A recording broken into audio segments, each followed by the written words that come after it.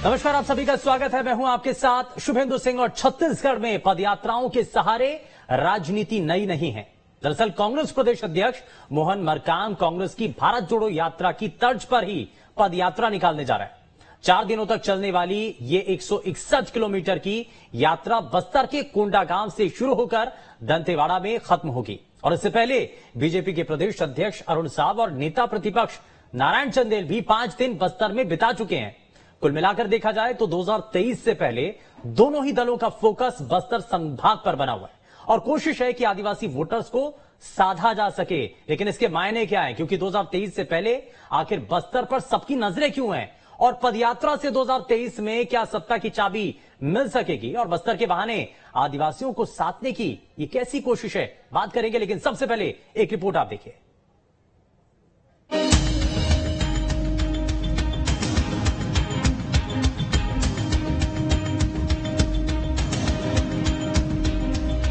कांग्रेस की भारत जोड़ो यात्रा की तर्ज पर अब छत्तीसगढ़ कांग्रेस अध्यक्ष मोहन मरकाम भी पदयात्रा निकालने जा रहे हैं। मरकाम बस्तर में कोंडागांव से दंतेवाड़ा तक 161 किलोमीटर की यात्रा 4 दिनों में पूरा करेंगे। इस दौरान वो रास्ते में स्थानीय लोगों, कांग्रेस पदाधिकारियों और कार्यकर्ताओं से संवाद भी करेंगे। आपको बता दें कि कोंडागांव से दंतेवाड़ा तक ये पदयात्रा निकाली जाएगी। छत्तीसगढ़ की शांति, खुशहाली और समृद्धि के लिए यात्रा निकाली जाएगी। ये पदयात्रा सोमवार को कोंडागांव से शुरू होगी। कोंडागांव के शीतला माता मंदिर से यात्रा की शुरुआत होगी। सुबह 6 बजे से शाम 8 बजे तक मरकाम 51 किलोमीटर यात्रा करेंगे। दूसरे दिन 50 और तीसरे दिन 45 किलोमीटर की दूरी तय की जाएगी। 29 सितंबर को मरकाम 15 किलोमीटर की पदयात्रा करेंगे। मां दंतेश्वरी मंदिर में माता के दर्शन के बाद यात्रा खत्म होगी। मोहन मरकाम जी प्रदेश अध्यक्ष हमारे कांग्रेस पार्टी का है और ये अपने क्षेत्र में लगातार पदयात्रा करते आ रहे हैं। ऐसा नहीं कि ये पहली बार कोई पदयात्रा कर रहे हैं, लेकिन भारतीय जनता पार्टी का जमीन बस्तर में खिसक चुका है और वो अपनी जमीन तलाशने के लिए वहां पर उनके सारे बड़े नेता जा रहे हैं। भारतीय जनता पार्टी का जो चरित्र है वो इससे दिखता है कि वो आदिवासियों के लिए कितने हितैषी हैं। कांग्रेस कार्यकर्ताओं ने बीजेपी प्रदेश अध्यक्ष अरुण साव को भी पदयात्रा में शामिल होने का निमंत्रण दे दिया है। इस पर अरुण साव का कहना है कि बस्तर में लोगों की मौतें हो रही हैं। हम तो चाहेंगे कि मोहन मरकाम उनसे भी मिले। देखिए, वो क्या न्योता देते हैं, लेकिन आज छत्तीसगढ़ की जनता परेशान है। आज बस्तर में स्वास्थ्य सुविधाएं बदहाल है, लोगों की मौतें हो रही है।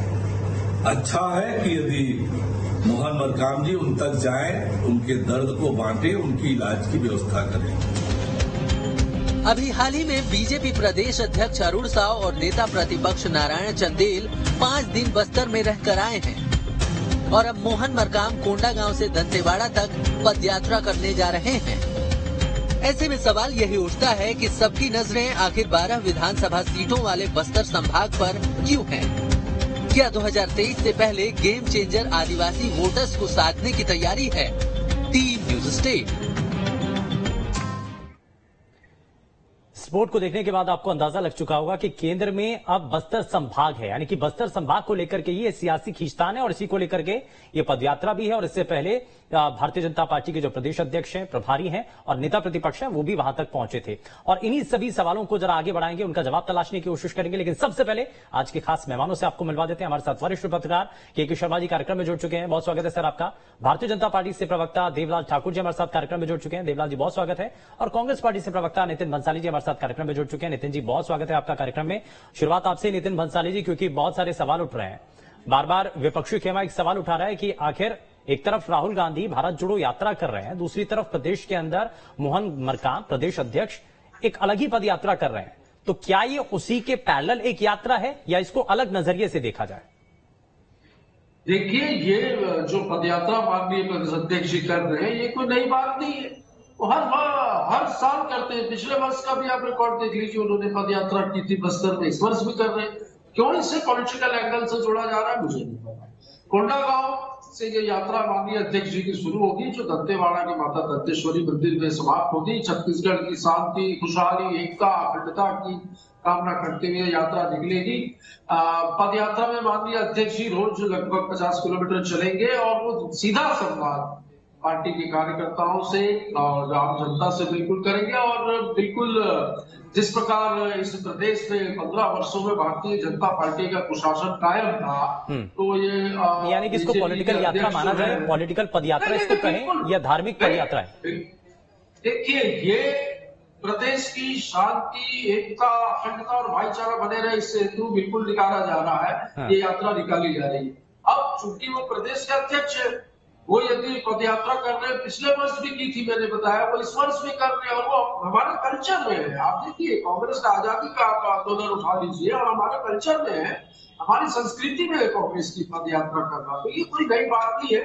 और बीजेपी जरूर लेकिन जी कांग्रेस पार्टी के कई नेताओं का स्टेटमेंट में सुन रहा था, उन्होंने कहा कि इसको आप पॉलिटिकल ना समझें, ये धार्मिक पद यात्रा है, जो कि इससे पहले भी होती आई है और इस बार भी हो रही है। लेकिन मेरा सर सवाल यहां पर इसलिए ये पॉलिटिकल लिहाज से इसलिए मेरे को नजर आने लगा है क्योंकि इसमें जब निमंत्रण दे दिया जाता है, आप कह देते हैं भारतीय जनता पार्टी के प्रदेश अध्यक्षों के आइए, आपका भी स्वागत है, तो वहां से लगता है कि ये पॉलिटिकल ही है। नहीं तो मैं बता रहा हूँ ना, अभी ये भी गए थे वहां पे दौरे पर, 5 दिन के दौरे पर गए थे। अरुण साहब और नारायण चंदेल जी दोनों गए थे। तो क्यों गए थे मैं ये भी बता दूं, वो तो परिचय सम्मेलन में गए थे। देखिए भैया, वो गए, देखिए मैं अरुण साहब प्रदेश अध्यक्ष हूँ छत्तीसगढ़ भाजपा का, वो बोले मैं नारायण चंदेल के नेता प्रतिपक्ष हूँ। नए नए लोग बने हैं और अच्छा पर्यटन स्थल है, वो फिर कर आए वहां से। जनता ने रिस्पॉन्स नहीं किया, गिने चुने जो कार्यकर्ता बचे हैं उनको परिचय देकर वहां से लौट आए। अब चूंकि अपोजिशन है, विपक्ष की पार्टी के नेता बस्तर घूम के गए हैं, तो भाई उनको बताना तो पड़ेगा। बहुत सारी प्रेस कॉन्फ्रेंस ली, बहुत सारे बयान जारी किए, अध्यक्ष जी ने निमंत्रण भेज दिया, आइए मोस्ट वेलकम, मैं पदयात्रा कर रहा हूँ, आप आइए, क्या समस्या है बताइए, इसमें क्या सोचने वाली बात। ठीक है, मैं जरा देवलाल ठाकुर जी को जोड़ लेता हूँ। देवलाल ठाकुर जी, अब इसमें आपको ये पॉलिटिकली ये पदयात्रा क्यों नजर आ रही है? हालांकि वो कह रहे हैं कि ये धार्मिक पदयात्रा है और साथ ही साथ इसमें क्योंकि हर साल होती आई है, इस बार भी कर रहे हैं, कोई नया तो है नहीं और पहली बार कर नहीं रहे हैं। और दूसरी चीज ये भी वो कह रहे हैं कि इसमें हम लोगों की अगर परेशानियां है तो उनको भी हम सुनेंगे ना, सत्ता में भी है तो उनका समाधान भी हमें करना है। देखिए, नितिन बंसाली जी जो बोल रहे हैं वो जो हर समय करते हैं मोहन मरकाम जी पद यात्रा, वो सही बोल रहे हैं। मोहन मरकाम जी बहुत समय से दंतेश्वरी मंदिर जाते हैं कोंडागांव से पद यात्रा, लेकिन इसी समय क्यों सवाल उठ रहे हैं, ये बात सबको जानने का विषय है। क्योंकि आप लोग देख रहे हैं कि वो सारे लोग को न्योता दिए, अपने पार्टी के वो युवा कांग्रेस के राष्ट्रीय अध्यक्ष को भी न्योता दिए, सारे लोग को उन्होंने बुलाया कि उस तर्ज पर मैंने पद यात्रा जारी किया। तो कहीं ना कहीं इस छत्तीसगढ़ प्रदेश में अब ये दिखने लगा है कि आदिवासियों का जो आरक्षण 12% कम कर दिया, उसका असर सबसे पहले कांग्रेस पार्टी में ही दिखने लगा कि मोहन मरकाम का पीएल पुनिया के साथ दौरा और मोहन मरकाम प्रदेश कांग्रेस कमेटी के अध्यक्ष का फोटो ही गायब। तो इससे कहीं ना कहीं उस आदिवासी नेता के मन में ये भय जरूर पैदा हुआ है कि आखिर ये आरक्षण का जो पहला दंश, जो पहला शिकार, सर इसमें आपको नहीं लगता कि जो आरक्षण की आग है वो आपको भी जलाएगी? आरोप तो आपके ऊपर भी लगेंगे। आरक्षण की आग हमें नहीं जलाएगी। आरक्षण की आग तो इस सरकार ने कम की है, इस सरकार को ही जलाएगी। मेरी बात को खत्म होने दीजिए, फिर आप बोलते रहना, कोई दिक्कत नहीं है। तो ये पद यात्रा मोहन मरकाम जी चालू की है कि कहीं न कहीं उसकी जमीन खिसक रही। आदिवासी समाज में विद्रोह हो रहा है कि जिस पार्टी में प्रदेश अध्यक्ष आदिवासी समाज से है, उस पार्टी की सरकार ने 12% आरक्षण आदिवासियों को समाप्त कर। और रही बात सुख शांति समृद्धि की, छत्तीसगढ़ की नहीं, वो बस्तर की पहले करो। वहां अज्ञात गंभीर बीमारियों से हमारे आदिवासी भाई मर रहे, उनकी चिंता करें, उनसे मिलने जाए। सरकार है भैया, आप बीमारी का आप लोग झूठ बोल रहे हैं और यही इसीलिए आप लोगों को आमंत्रित किया। मैं बोलने दीजिए बंसाली जी, आपको पूरा मौका मिलेगा। कहा ना भैया, आपको पूरा मौका मिलेगा, मुझे बोलने तो दीजिए। आदिवासी लोग, यही तो तकलीफ है। आदिवासियों की दुख नहीं दर्द को सुनेंगे आप भाई। सुनना नहीं चाहते। अरे आप यही लोगों खड़ी होती की है कांग्रेस कर्मियों के साथ। की, आप कांग्रेस लोगों के की लोगों को नीतियों की सुनना वजह पड़ेगा, से ये आरक्षण सुनने की वाला जो क्षमता मामला लाइए आप बोल रहे हो ना, अपने इसके अंदर। जवाबदार आप कांग्रेसियों हो। के दुख दर्द को संपूर्ण समझिए, रूप से इस जो बोलना आरक्षण क्या के चाह रूप रहे से जो हैं। निर्णय आप आया इस है, तरीके इसके से अगर जिम्मेदार बहस आप करेंगे अच्छा ये तो बताओ आप यार देवलाल भाई, क्या तो मैसेज जाएगा? आप आदिवासियों को रोकना चाहते हैं, आदिवासियों की आवाज को दबाना चाहते हैं। आदिवासियों की आवाज दबने वाली नहीं है। और दंतेश्वरी देख रही है कि आदिवासी नहीं, ठीक है, मैं इस पर जवाब लेता हूँ। ठीक है, एक मिनट, देवलाल ठाकुर जी, ठीक है, नितिन भंसाली जी से मैं जरा ये सवाल जानूंगा और ये इस सवाल का जवाब जानने की कोशिश होगी, लेकिन उससे पहले देवलाल ठाकुर जी, आपने टाइमिंग को लेकर के सवाल उठाया। आप कह रहे हैं कि बस्तर संभाग में अगर जाना मोहन मरकाम का इस वक्त में समय में, ये पॉलिटिकली इसके बड़े मायने हैं, लेकिन इससे पहले भारतीय जनता पार्टी के प्रदेश अध्यक्ष, नेता प्रतिपक्ष, वो भी तो होकर के आए हैं। आपने वहां पर भी सवाल खड़े कर रहे हैं क्या? उसके भी मायने हैं। पार्टी के प्रदेश अध्यक्ष एवं नेता प्रतिपक्ष नवीन दायित्व के साथ पूरे प्रदेश का दौरा कर रहे हैं और भारतीय जनता पार्टी के बूथ स्तर तक के कार्यकर्ताओं से मिल रहे हैं। और कहीं न कहीं उनके कार्यकर्ताओं से मिलने के साथ साथ जनता में उनका भारी जन समर्थन प्राप्त हो रहा है। इसी चीज को कांग्रेस के लोग बौखला गए हैं। अच्छा, ठीक है, पेट में दर्द हो रहा है। अच्छा, ठीक है, ठीक है, मैं अब जरा दूसरे और सवालों का जवाब ले लेता हूं। मैं नितिन जी आपके पास आता हूं, लेकिन के शर्मा जी भी इंतजार कर रहे हैं। के शर्मा सर, अब ये जो यात्रा जो चल रही है, पदयात्रा को लेकर के चर्चा हो रही है, ये कहा जा रहा है कि पदयात्रा कुछ समय में 26 तारीख को क्योंकि वहां से शुरुआत होगी, लेकिन वहीं दूसरी तरफ बस्तर संभाग में कांग्रेस से नहीं बीजेपी का भी आना, इसके पॉलिटिकली बड़े मायने हैं, क्योंकि बस्तर संभाग बड़ा महत्वपूर्ण है। ये कहा जाता है कि बस्तर का किला जिसने फतेह कर लिया, सत्ता उसी की है।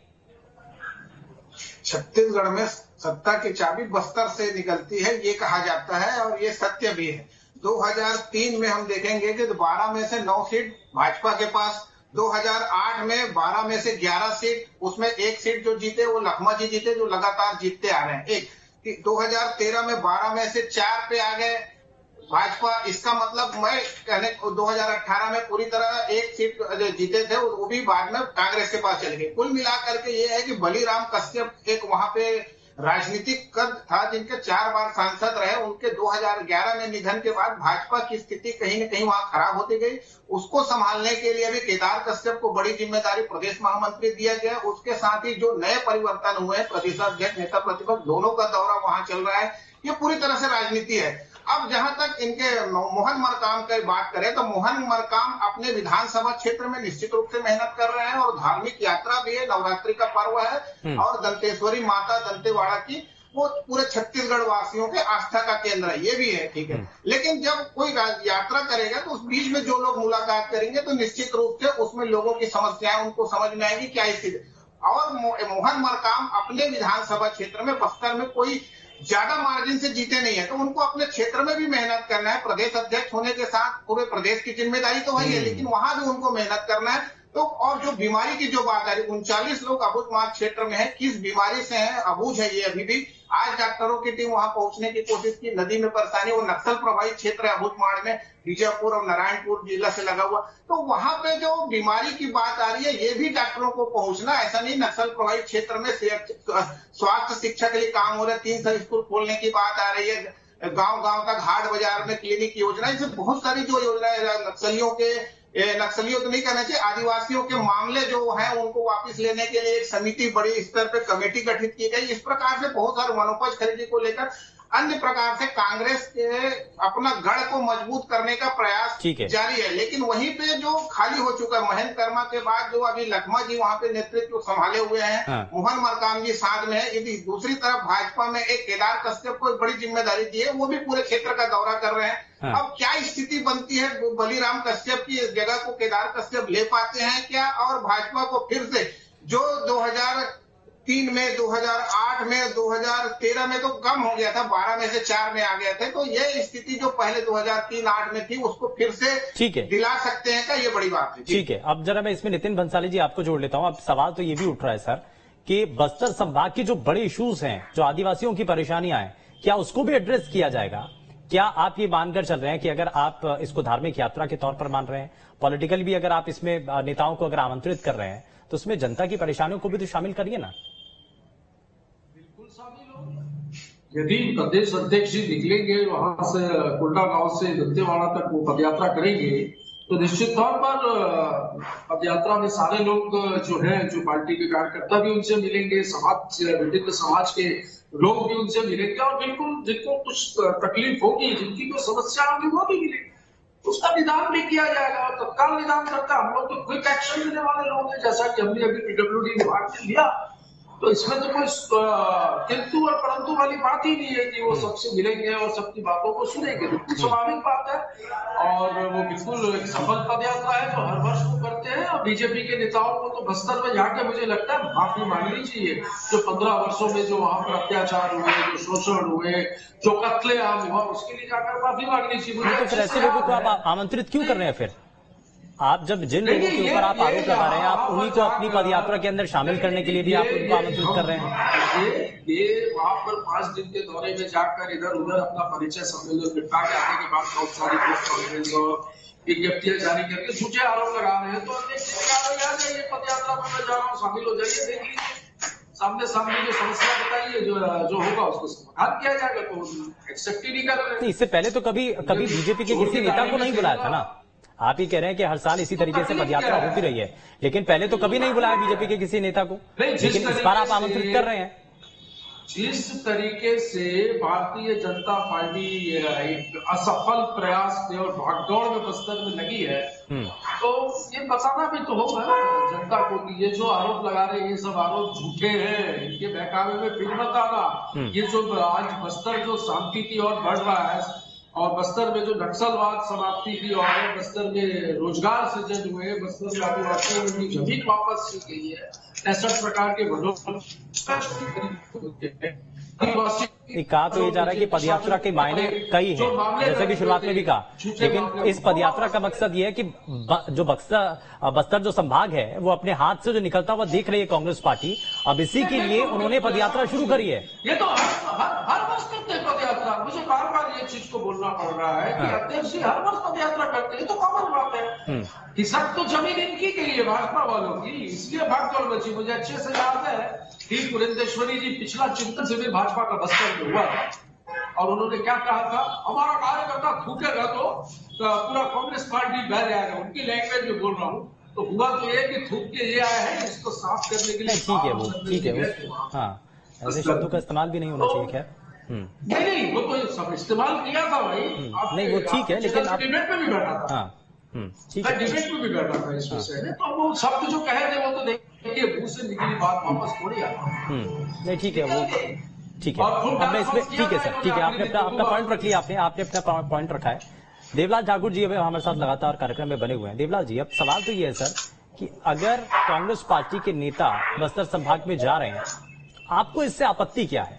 अगर वो इस पदयात्रा के अंदर बीजेपी के नेताओं को भी शामिल कर लेना चाहते हैं, स्वागत कर रहे हैं वो आपका, जाएंगे आप, स्वीकार कर रहे हैं आप?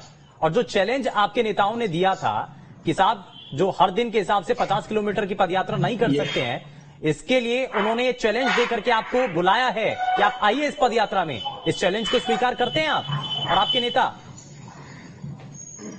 देखिए वो अपना पदयात्रा पहले से रखे और हमारे नेता का वहां से यात्रा करके लौट के मैं मोहन मरकाम जी को चैलेंज करता हूं, जो हमारे आदिवासियों का पैसा इस प्रदेश के मुख्यमंत्री ने तेंदुपत्ता लाभांश का 900 करोड़ रुपए से ज्यादा पैसे अपने पाटन विधानसभा में औद्योगिक मित्रों के लिए जो वहां पर निर्माण कराया है, उस पर चले मेरे साथ आंदोलन करने के लिए कि हम आदिवासियों के पैसे का किस प्रकार से इस प्रदेश के मुख्यमंत्री ने डाका डाला है, जो तेंदुपत्ता लाभांश धारियों का पैसा है, उसके लिए मोहन मरकाम जी चले। वहां तो धार्मिक दर्शन के लिए जा रहे हैं, वो सुख शांति के लिए जा रहे हैं। अगर आदिवासियों के सच्चे हितैषी हैं तो आदिवासियों का जो पैसा इस प्रदेश के मुख्यमंत्री जो आदिवासी हितैषी होने का ढोंग रचते हैं, वो करीब 900 करोड़ रुपए में से आधा से ज्यादा पैसे को अपने पाटन विधानसभा क्षेत्र में अपने औद्योगिक मित्रों को लेके सब बातें करके क्यों समय आप जनता का ध्यान भ्रमित कर रहे हो? इस पर चले, इस पर ऐसा कुछ है चाहती है कांग्रेस के लोग। अरे ऐसा कुछ है नहीं, बेतुके बयान और बेतुके आरोप आप लोग नहीं, नितिन जी नकार रहे हैं, नितिन जी ऑन एयर नकार रहे हैं, कह रहे हैं ऐसा नहीं है। देवलाल ठाकुर जी, नितिन बंसाली जी इन आरोपों को नकार रहे हैं। हम तो कागज पे बात करते हैं, आप है तथ्य दीजिए भाई। आएंगे तो आपको बीच में सेलूद आने के पहले ही मिल जाएगा वो इकाई। और तेंदुपत्ता लाभांश के 900 करोड़ रुपए सरकार के पास जमा थी। इन लोगों ने तो जनजाति वर्ग के बच्चे जिनको स्कॉलरशिप की उस लाभांश के मत पैसे बोलो से इतना झूठ। 17-18 करोड़ रुपया क्या मतलब इतना झूठ बोलने से? जो 20-21 में दिया जाना था, वो 7,000 बच्चे आज भी अपने स्कॉलरशिप के लिए घूम रहे हैं। धिक्कार है ऐसी कांग्रेस सरकार को, बच्चे धिक्कार है ऐसी भाजपा सरकार को। सेकंड ईयर एक जितनी बातें कर रहे हो शुभेंदु जी, ठीक है, इसलिए मैं तारीफ करता हूँ। ठीक है, कई सवाल आपने उठा दिए। बंसाली जी जरा जवाब दीजिए। आप बेशक नकार रहे हैं, लेकिन सवालों से बच नहीं सकते। हाँ, जवाब दीजिए। आप पाटन चलिए, मैं चैलेंज करता हूँ, मैं दिखाऊंगा कहाँ पर आदिवासियों का पैसे का निर्माण हो रहा है। आप तो आइए, 50 किलोमीटर रोज चल रहा है हमारे। चलिए ठीक है, मैं रोक रहा हूं। नितिन जी 1 मिनट, देवलाल जी 1 मिनट, केके शर्मा जी को जरा जल्दी से जोड़ लेता हूं। केके शर्मा जी, अब ये जो बस्तर संभाग की लड़ाई है और जिस तरीके का चैलेंज दिया गया था, क्योंकि हर तरीके के चैलेंज दिए जाते हैं और सियासत में एक अलग तरीके का चैलेंज दिया गया कि हर रोज के हिसाब से 50 किलोमीटर की यात्रा ये संभव नहीं है। यहीं से शुरुआत हुई क्या? यही वो नींव है जहां से अब ये चैलेंज और अब आमंत्रित किया गया इस पदयात्रा में बीजेपी के नेताओं को, यही इसकी शुरुआत थी और इसका अंत क्या नजर आ रहा है? बात ये कि जो 51 किलोमीटर, 50 किलोमीटर, 45 किलोमीटर 3 दिन चलने की बात थी, इसको लेकर के बात था। और जब राहुल गांधी को भी मोहन मरकाम ने जानकारी दी तो उन्होंने कहा कि बहुत होता है, एक आश्चर्य व्यक्त किया था। लेकिन आदिवासी क्षेत्र में लोग पैदल चलते, मोहन मरकाम जी चलते हुए 50 किलोमीटर वो चलते होंगे। इसी को लेकर के जो भाजपा की ओर के कटाक्ष हुआ था, उसको लेकर उन्होंने कहा था कि आप आइए, आमंत्रित कीजिए, और उनको फिर एक आमंत्रण भेजा भी गया। अब साथ में तो चलिए, राजनीतिक दांव पेच की बात है, जो आरोप प्रत्यारोप की बात है, आदिवासी क्षेत्रों के महत्व को देखते हुए मुख्यमंत्री भूपेश बघेल अपने भेंट मुलाकात यही आदिवासी क्षेत्रों में दौरा करते रहे, लगातार वहां विकास के काम है और मंत्री लगातार वहां पे दिख रहे हैं। अब कुल मिलाकर के जो आरोप देवलाल जी लगा रहे हैं, उस प्रकार के कितने मामले को आदिवासियों में कितना फर्क पड़ता है। जैसे अभी विभिन्न प्रकार के वनोपज खरीदी में 61-62 प्रकार से यदि आज वनोपज खरीदी की बात होगी, 60 से 65 तक के वनोपज की संख्या बढ़ाई जा रही है। समर्थन मूल्य में खरीदी हो रही है, 4,000 रुपए यदि मानक बोरा, तेंदुपत्ता, इस प्रकार से विभिन्न तमाम जो योजनाएं हैं उनका जनता में कितना असर है। भेंट मुलाकात के दौरान मुख्यमंत्री ने स्पष्ट कहा है कि सकारात्मक जनता की ओर से रिस्पांस मिला है। अब भाजपा वहां पे जो दोनों बड़े नेता जो दौरा करके आ रहे हैं, उससे पहले प्रदेश कार्य समिति हुआ, पुरंदेश्वरी जी लगातार वहां पे अपने विभिन्न क्षेत्रों में कार्यकर्ताओं से मिलती रही है, प्रदेश कार्य समिति की बैठक हुई। कुल मिलाकर के बस्तर में जिस तरह से दोनों पार्टियां अपनी ताकत लगा रही है, तो 2023 में वहां की जनता ये इसको इस तरीके से देखिए केके शर्मा जी कि 2023 से पहले बस्तर का माहौल इस वक्त क्या है, ये दोनों ही पार्टी के नेता भी जाकर के चेक कर रहे हैं, उसी के आधार पर आगे की रणनीति तय होगी। निश्चित रूप से अभी जो कांग्रेस जो कमियां बता रही देवलाल जी, तो इसको जनता तक ले जाने की बात है। जब इस तरह से विपक्ष के नेता दौरा करते हैं तो जनता के बीच से जो फीडबैक मिलता है, उसी के आधार पर ही वहां पे उसको प्रसारित करके एक आरोप लगाने की बात है। जैसे 39 लोगों की मौत की जो बात आई है, आज 3 जा रही है, लेकिन इतनी बड़ी संख्या में किसी बीमारी से यदि मौत हो रही है तो एक प्रदेश स्तरीय, राष्ट्रीय स्तर भी बात होती है। किसी बीमारी को लेकर हमको पता भी नहीं चल रहा है, कैसा बुखार आ रहा है, सूजन आ रहा है पैर में, और आदिवासियों की मौत हो रही है। नक्सल प्रभावित क्षेत्र में वहां भीतर तक जाना, अबूझमाड़ क्षेत्र में जाना और स्वास्थ्य सुविधाएं, शिक्षा उपलब्ध कराना सरकार के लिए चुनौती है। और जो आरोप लगा रहे हैं उसका किस ढंग से कांग्रेस उसका जवाब देती है, ये भी देखना है। दोनों तरफ से कुल मिलाकर के है कि आदिवासी वोट बैंक को साधने का प्रयास जो चल रहा है, ये एक महत्वपूर्ण है जी। ठीक है, बहुत शुक्रिया सभी खास मेहमानों का कार्यक्रम में शामिल होने के लिए। लेकिन एक के बाद एक, क्योंकि बस्तर में पैदल मार्च किया जाता है और बस्तर में जिस तरीके से पैदल मार्च को लेकर के 26 तारीख से तैयारी की जानी है, लेकिन उससे पहले भारतीय जनता पार्टी के प्रदेश अध्यक्ष और नेता प्रतिपक्ष जाकर के बस्तर की स्थितियों को देखते हैं, बारीकी से उसका विश्लेषण करते हैं। लेकिन इस दौरान जो चैलेंज दिया गया था उसको क्या वाकई में स्वीकार किया जाएगा, क्योंकि मोहन मरकाम और कांग्रेस पार्टी के नेताओं के द्वारा इस चैलेंज को स्वीकार करने के लिए फिलहाल आमंत्रित किया गया है बीजेपी के नेताओं को। लेकिन बड़ा सवाल यही है कि क्या बीजेपी के नेता इस चैलेंज को स्वीकार करेंगे, ये देखने वाली तस्वीर होगी। खैर, बहुत शुक्रिया हमारे जितने भी खास मेहमान हमारे साथ कार्यक्रम में जुड़े, आपने अपना कीमती समय दिया। लेकिन ये बड़ी तस्वीर है और इस बड़ी तस्वीर में बस्तर केंद्र में है और बस्तर की जो जनता है वो आखिर किसको पसंद करती है, वो 2023 में स्पष्ट पाएगा। पेशकश में फिलहाल के लिए बस इतना ही। नमस्कार।